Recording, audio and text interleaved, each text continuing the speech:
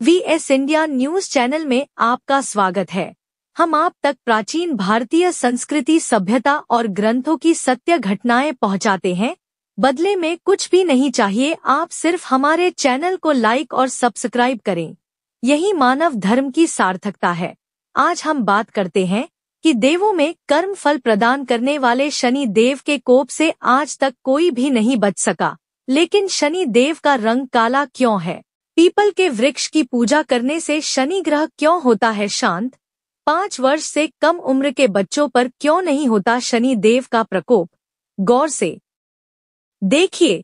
सत्यता पर आधारित पौराणिक सत्य घटना की जानकारी आपको पहुंचाना हमारा फर्ज है। श्मशान में जब महर्षि दधीची के मांसपिंड का दाह संस्कार हो रहा था तो उनकी पत्नी अपने पति का वियोग सहन नहीं कर पाईं और पास में ही स्थित विशाल पीपल वृक्ष के कोटर में 3 वर्ष के बालक को रख स्वयं चिता में बैठकर सती हो गईं। इस प्रकार महर्षि दधीची और उनकी पत्नी का बलिदान हो गया, किंतु पीपल के कोटर में रखा बालक भूख प्यास से तड़प तड़प कर चिल्लाने लगा। जब कोई वस्तु नहीं मिली तो कोटर में गिरे पीपल के गोदों, फल को खाकर बड़ा होने लगा। कालांतर में पीपल के पत्तों और फलों को खाकर बालक का जीवन येन केन प्रकारेण सुरक्षित रहा। एक दिन देवर्षि नारद वहां से गुजरे। नारद ने पीपल के कोटर में बालक को देखकर उसका परिचय पूछा। बालक, तुम कौन हो? बालक, यही तो मैं भी जानना चाहता हूँ। नारद, तुम्हारे जनक कौन हैं? बालक, यही तो मैं जानना चाहता हूँ। तब नारद जी ने ध्यान धर देखा। नारद ने आश्चर्यचकित हो बताया कि हे बालक, तुम महान दानी महर्षि दधीची के पुत्र हो।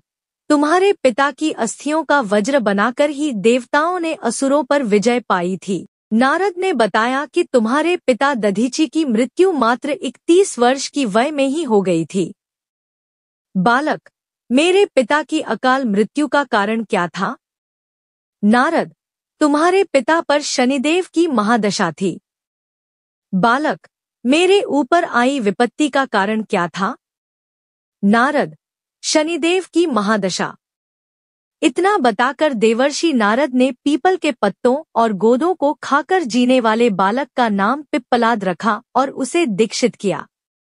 नारद के जाने के बाद बालक पिप्पलाद ने नारद के बताए अनुसार ब्रह्मा जी की घोर तपस्या कर उन्हें प्रसन्न किया। ब्रह्मा जी ने जब बालक पिप्पलाद से वर मांगने को कहा तो पिप्पलाद ने अपनी दृष्टि मात्र से किसी भी वस्तु को जलाने की शक्ति मांगी।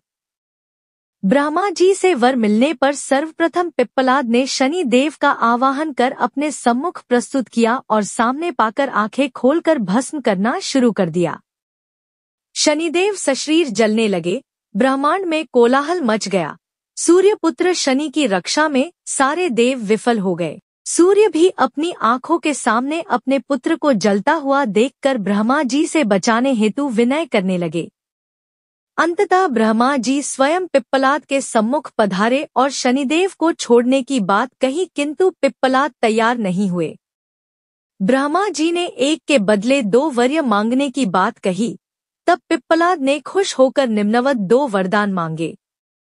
1 जन्म से 5 वर्ष तक किसी भी बालक की कुंडली में शनि का स्थान नहीं होगा, जिससे कोई और बालक मेरे जैसा अनाथ न हो। 2 मुझ अनाथ को शरण पीपल वृक्ष ने दी है। अतः जो भी व्यक्ति सूर्योदय के पूर्व पीपल वृक्ष पर जल चढ़ाएगा उस पर शनि की महादशा का असर नहीं होगा। ब्रह्मा जी ने तथास्तु कह वरदान दिया। तब पिप्पलाद ने जलते हुए शनि को अपने ब्रह्मदंड से उनके पैरों पर आघात करके उन्हें मुक्त कर दिया, जिससे शनिदेव के पैर क्षतिग्रस्त हो गए और वे पहले जैसी तेजी से चलने लायक नहीं रहे। तभी से शनि, शनै, चर्तीय, शनैश्चर अर्थात जो धीरे चलता है वही शनैश्चर है कहलाए और शनि आग में जलने के कारण काली काया वाले अंग भंग रूप में हो गए। शनि की काली मूर्ति और पीपल वृक्ष की पूजा का यही धार्मिक हेतु है। आगे चलकर पिप्पलाद ने प्रश्न उपनिषद की रचना की, जो आज भी ज्ञान का वृहद भंडार है।